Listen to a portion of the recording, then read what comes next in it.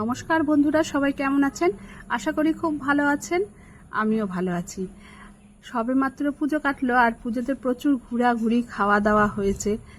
আর বিজয় দশমী ছিল শুক্রবারের দিন, আর দশমী হয়েছে বৃহস্পতিবারের দিন। তো বৃহস্পতিবারের দিন তো আমরা খাই না, তার জন্য শুক্রবারের দিন আমরা মাংস খেয়েছিলাম। আর এই মাংসটা আমি কিভাবে রান্না করেছি সেটাই আপনাদের সঙ্গে শেয়ার করব। আমার ভিডিওটা সম্পূর্ণ দেখার জন্য সবাইকে অনুরোধ রইল। আর আরেকবার জানাই শুভ বিজয়ার অনেক অনেক প্রীতি শুভেচ্ছা, বড়দের প্রণাম, ছোটদের ভালোবাসা। তো এই যে চাল ধুয়ে নিচ্ছি, ভাত বসিয়েছি একদিকে আর একদিকে মাংস বসিয়েছি। তো দেখুন আমার পেঁয়াজটা ভাজা হয়ে গিয়েছে, তার সঙ্গে আমি গোটা গরম মশলা ফোড়ন দিয়ে দিয়েছিলাম আর শুকনো লঙ্কা। এরপরে পেঁয়াজ ভাজা হয়ে আসলে আমি বাটা মশলা দিয়ে দিয়েছিলাম। মাংসতে যেমন আমরা রেগুলার মশলা ব্যবহার করি সেই মশলাগুলোই দিয়েছিলাম।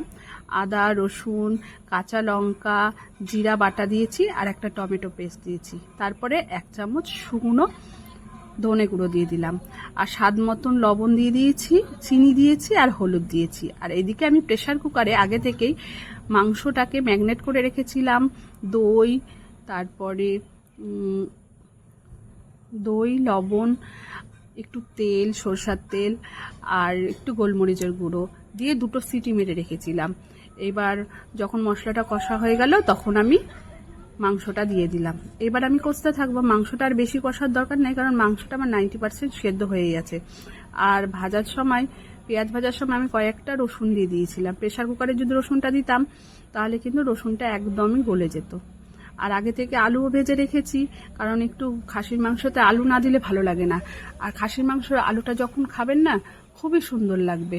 আমার তো আলু খেতে খুবই ভালো লাগে, তার জন্য আমি একটু বেশি করে আলু দিয়েছিলাম। আর বাড়িতে সেই দিন লোকজন এসেছিল, একটু বেশি করেই খাসির মাংস আনা হয়েছিল। তো দেখুন আমার মাংসর কালারটাও খুব সুন্দর এসছে আর খেতেও খুব ভালো হয়েছিল। আমি খুব সাধারণ করেই আজকে রান্নাটা করেছি। তো এইবার একটু দিয়ে দিলাম গরম জল, কারণ লোকজন এসছে, একটু ঝোল ঝোল না করলেও হবে না। তারপরে ঝোলটা একটু মাত্র ফুটে আসলে আমি দিয়ে দিলাম খাসির চর্বিগুলো। কষানোর সময় যদি খাসির চর্বি দিতাম, খাসির চর্বিগুলো গলে যেত, গোটা গোটা থাকতো না। তার জন্য আমি ঝোল যখন ফুটবে তখন দিলাম। এর ফলে রান্নাও হয়ে যাবে চর্বিটা আর গোটা গোটাও হয়ে থাকবে, খেতেও খুব ভালো লাগবে। আর এত সুন্দর একটা খাসির মাংস সেন্ট বেরিয়েছে, গোটা বাড়িটা একদম মাংস মাংস সেন্ট হয়ে গিয়েছে, মানে খুবই ভালো লাগছে। এবার রান্নাটা আমার কমপ্লিট হয়ে গিয়েছে।